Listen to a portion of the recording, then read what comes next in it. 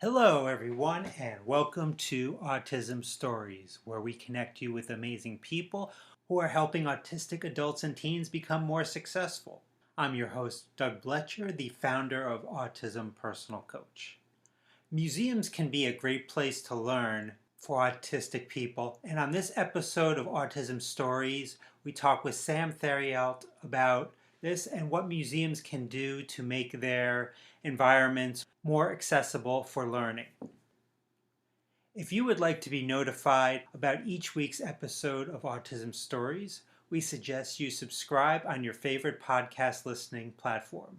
We would also appreciate if you could give us a positive rating and review, as it will help others to learn about autism stories.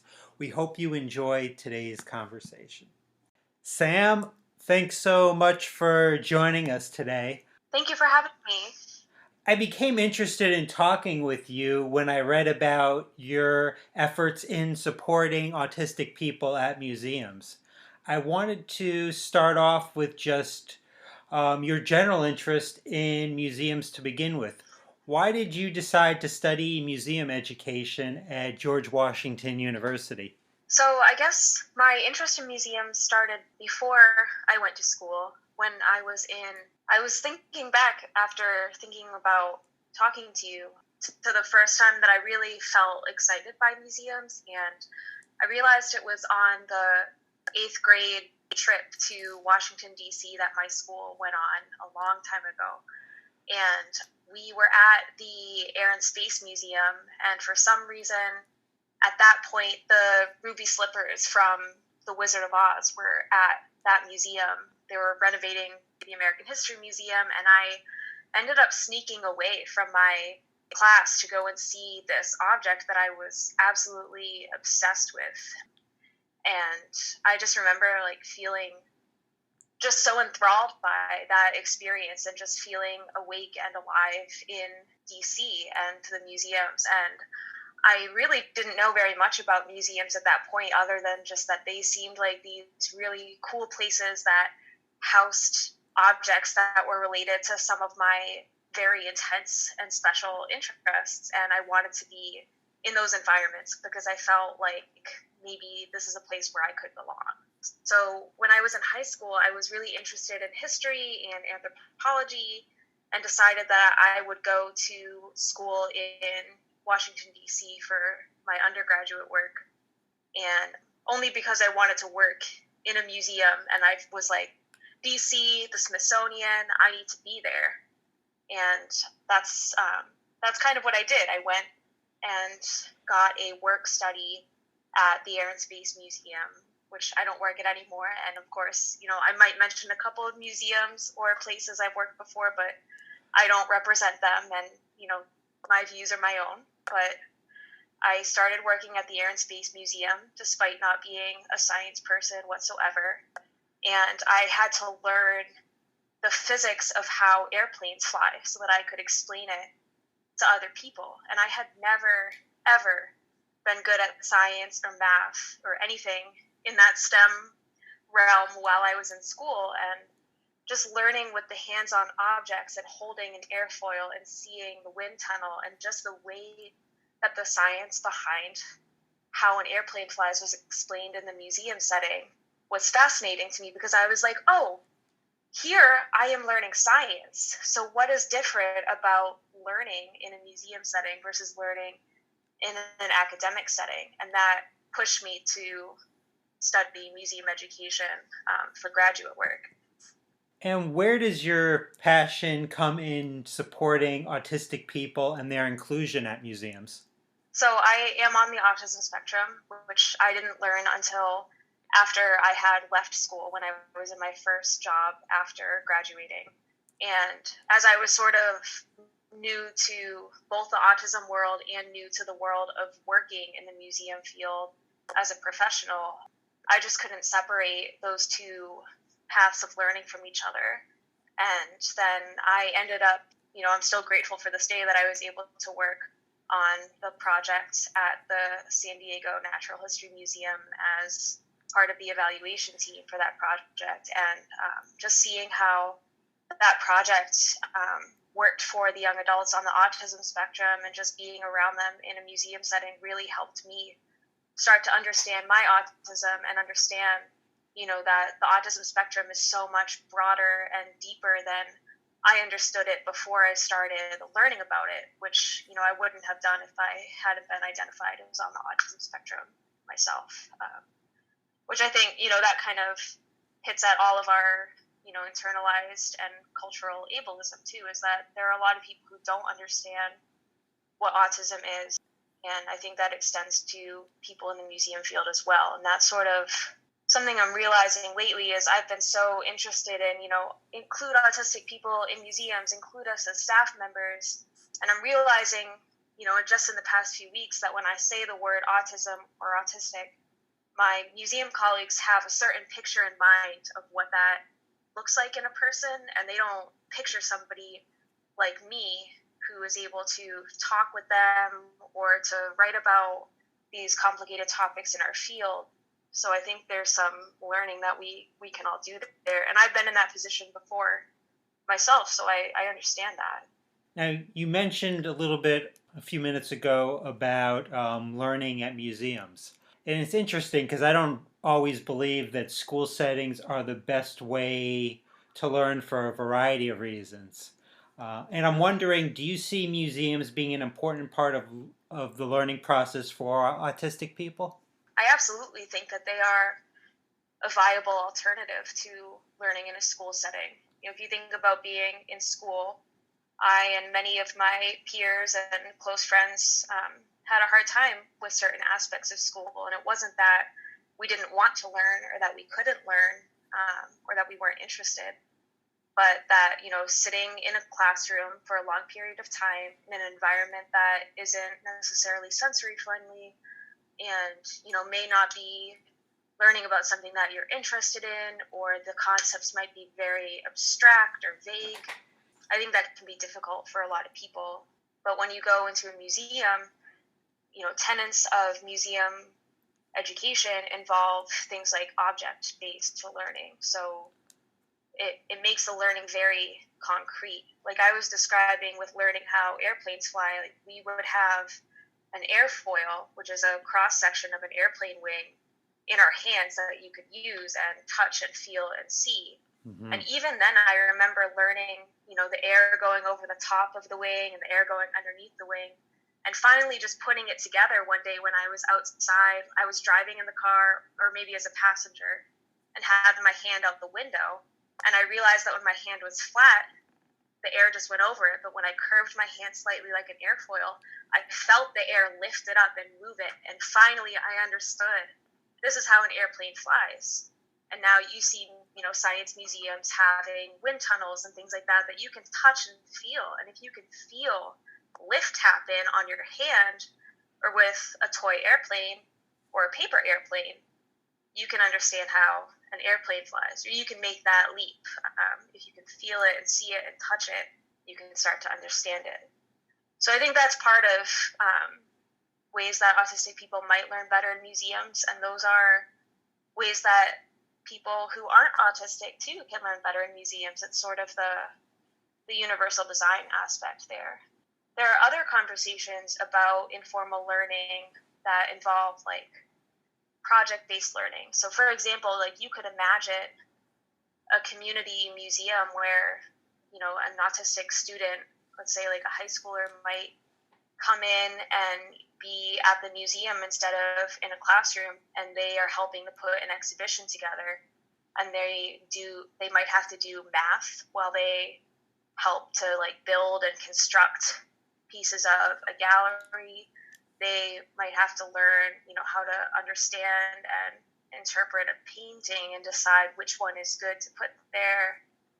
They might learn budgeting. Like there are all these different skills that could come out of that kind of concrete learning that you could see happen at a museum that I think we could take advantage of. And that's just, that's a rough example, but there are people who are thinking about that with much more expertise than I am. And I think that's something it's worth thinking about, how we can move our learning out of the classroom and into our communities. Yeah, I think the different modalities of learning is so important that the museum can bring to people.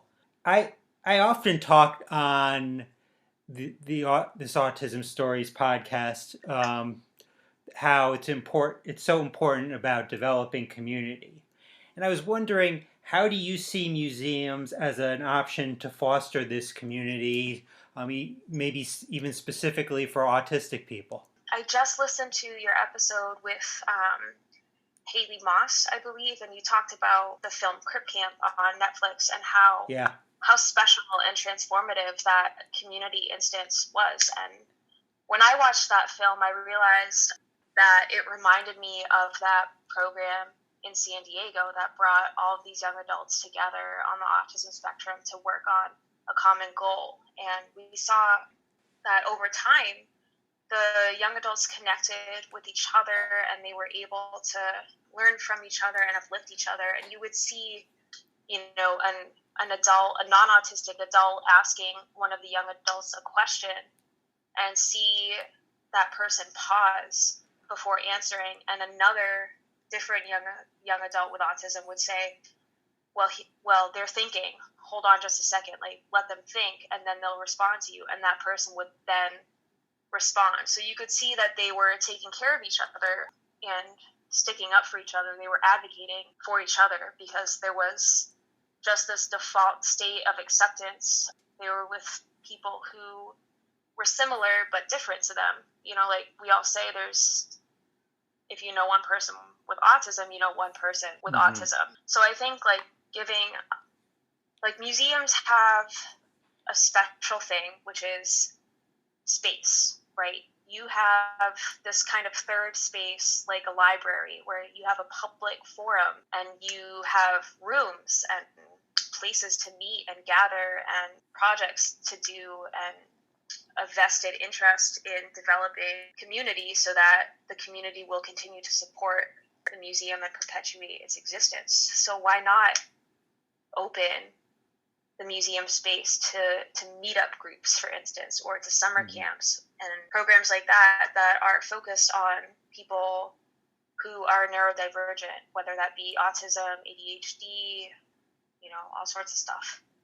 I think we have the power to open doors to just giving that space for community to flourish and develop and get together and meet each other. And it sounds a little hippy-dippy, but I really would love to see community form like that, like it did in that film Crip Camp and at Camp Jeanette. Like I'd love to see more instances like that in museums.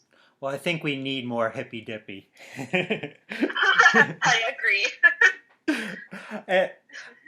I've seen more museums try to make things more sensory supportive for autistic people, which is great, but I'm also not sure there are many museums that are maybe looking beyond that. What are some additional measures that museums could take to make museum experiences better for autistic people?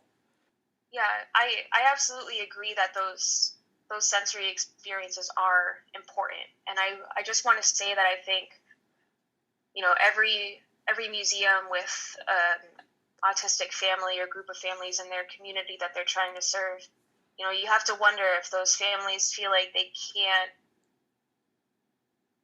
how am I going to say this? Sometimes in the museum world, visitors and community groups are hesitant to give any sort of critical feedback to a museum because they worry that if they criticize something, the museum will take that thing away. So, for example, if an autism family says, hey, I love your access hours, but I'd like to see more. I'd like to see more from the museum. There's a worry that the museum might respond by removing those access hours. So I just want to say that's not what we want. We love access hours. We want those to be there. Accessibility consultant Sina Barham says that accessibility is making sure folks can open the door, and inclusion is inviting people to come inside and enjoy what you have to offer. So to me, I see that access, the sensory experiences, being able to touch things, having exhibits that are hands-on, so that there's a physical and cognitive access. Like you can get in the space, you can be in the environment and be relatively okay. That is a baseline to me. And then on top of that, you can move from access to inclusion. So then you can start providing opportunities to socialize.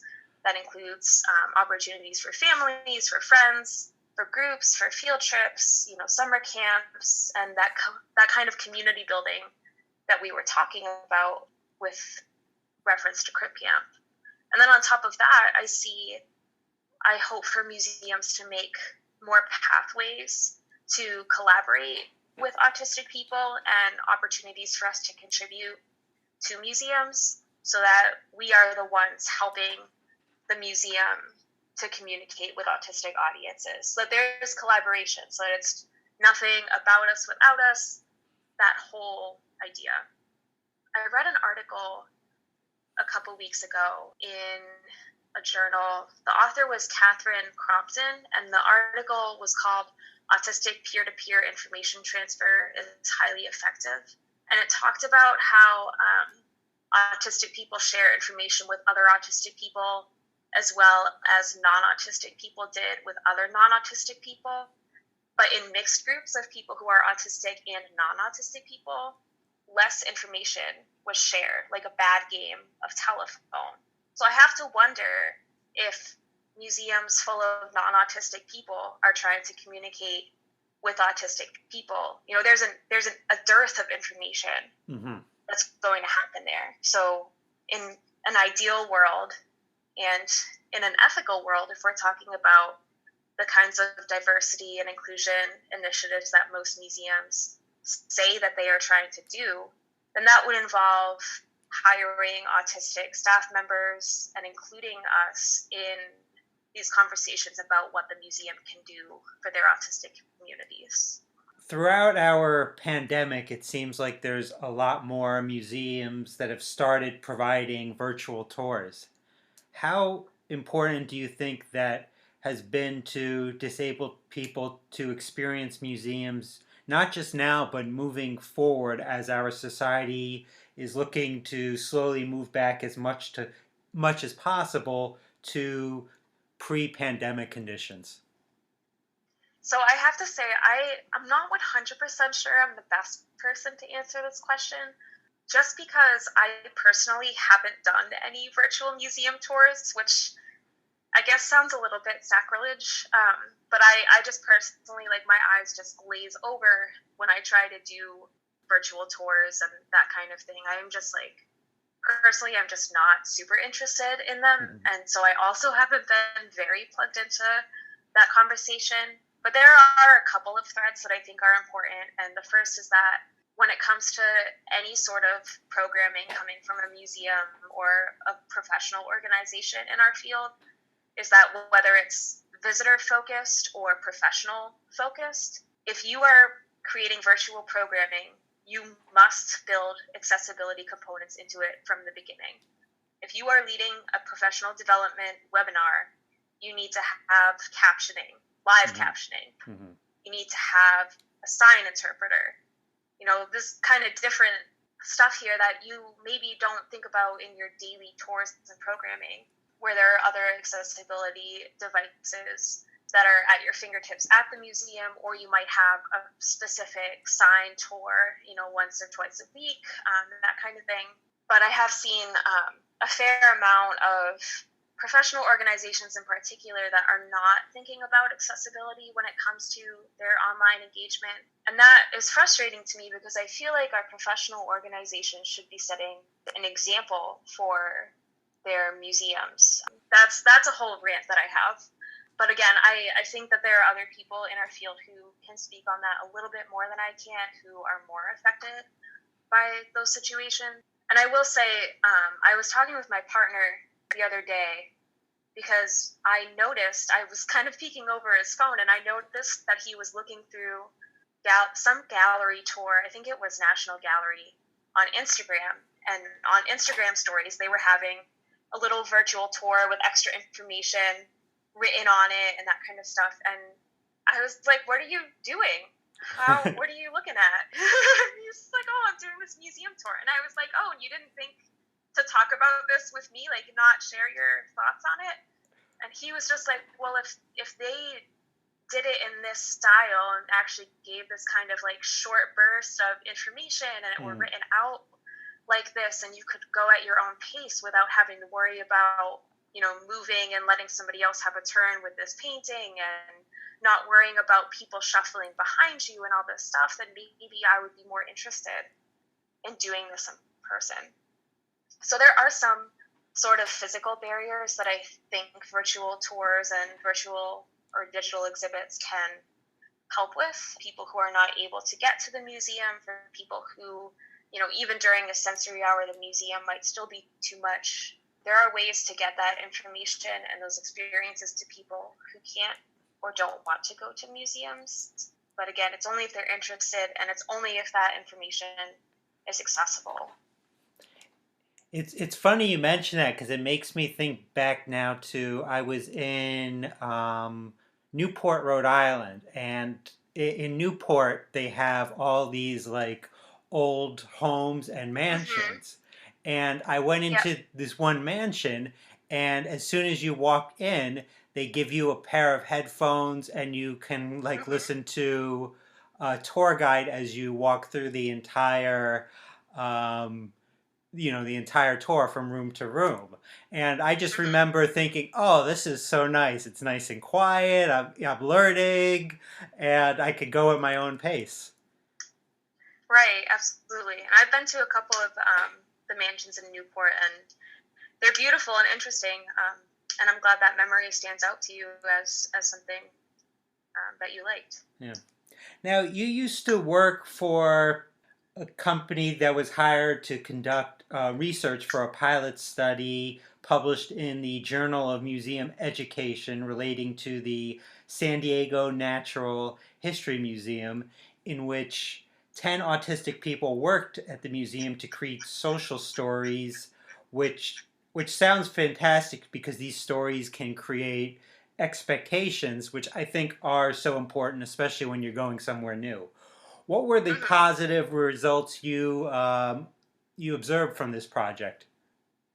I think one of the most positive results we saw was that the educators who worked on this project with the autistic young adults ended up learning more about autism and were able to think about their work in new ways. So I remember one of the educators saying that, their idea of the project was that they wanted it to be co-creative, so that it wasn't the museum staff guiding it, but the young adults guiding it themselves. So that they were driving the process. So to me, this is an example of what co-creation and collaboration look like in a museum for a particularly marginalized community. So even though young adults with autism weren't the people who came up with the idea for the project, which I think is something that would be beneficial in the future, is to start with the audience even earlier in the process, is that the young adults were the ones who, so the museum brought these young adults on the spectrum in to create social stories for museums in their community so that other people could access those social stories as pre-visit tools for going to a museum later on. So the young adults created resources for autistic people in their community. So this is a classic example of nothing about us without us. So it wasn't all these museums got together and said, let's make a social story for our museum so that autistic people coming in can have a sense of what to expect while they're here.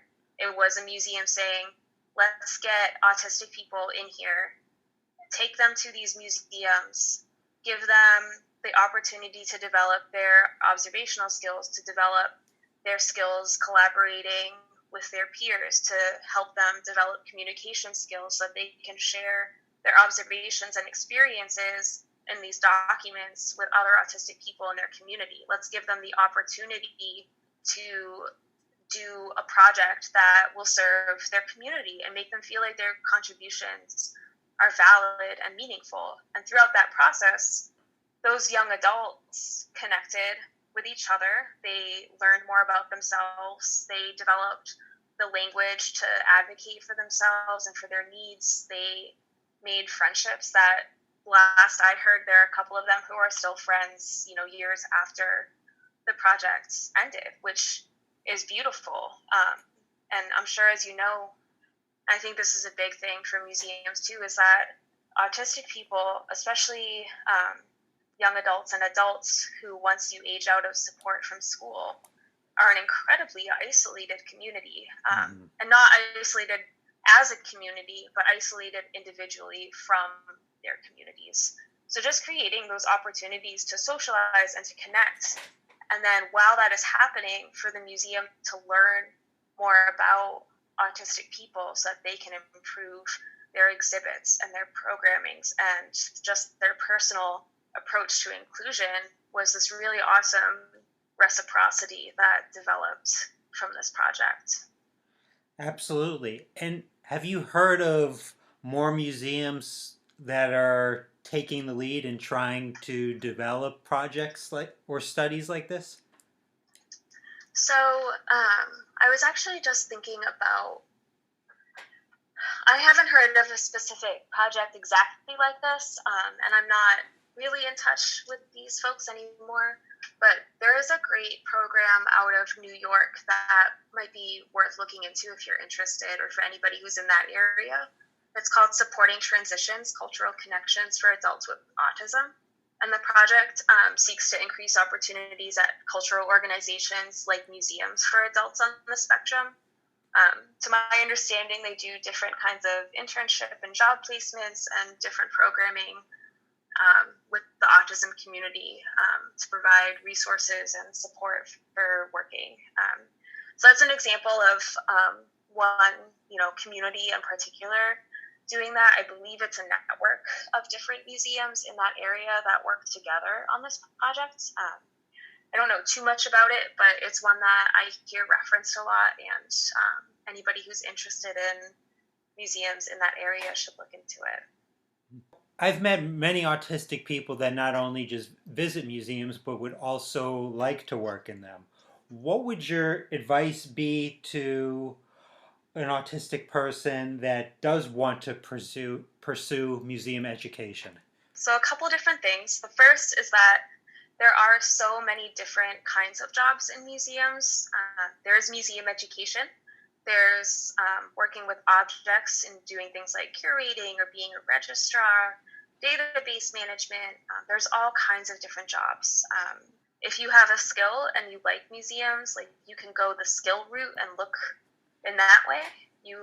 Maybe you have a particular interest, like maybe a certain aspect of history, or maybe you really like animals, so you could work at a specific history museum or zoo and sort of build your skill set around that. The thing right now is that, of course, with the pandemic, the museum field is in a bit of crisis.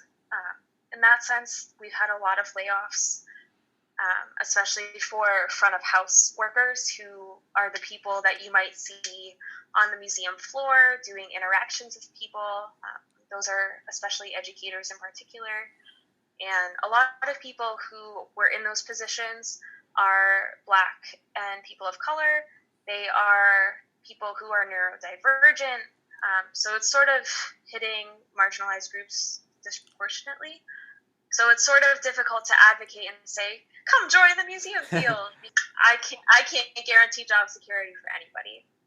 But for those who are interested in museum education specifically, I would say to, one, develop your skills in multiple areas, so that if you encounter this job insecurity, you have transferable skills. The second would be to spend time now, before you even get into school or in a museum, doing the work of understanding anti-racism as it applies to the museum field, because that is a huge and important conversation that the museum field is tackling right now, and it's long overdue, and there's a long way to go, but just educating yourself on those issues right now, in terms of like doing a search for terms like museums are not neutral and decolonize the museums are good places to start. And then the last piece of advice I would give is one that I heard from an author and speaker in the museum field named Elaine Gurian. She came to one of our classes in school once and talked about her experience and gave us advice. And I almost regret not taking this advice sooner. And that was to really just hone in on what your values are and to define them. I think that's great advice. And Very much cut off. I do not disturb on, but I got a phone call anyway. Not sure if you can hear me. I can hear you. Okay, sorry.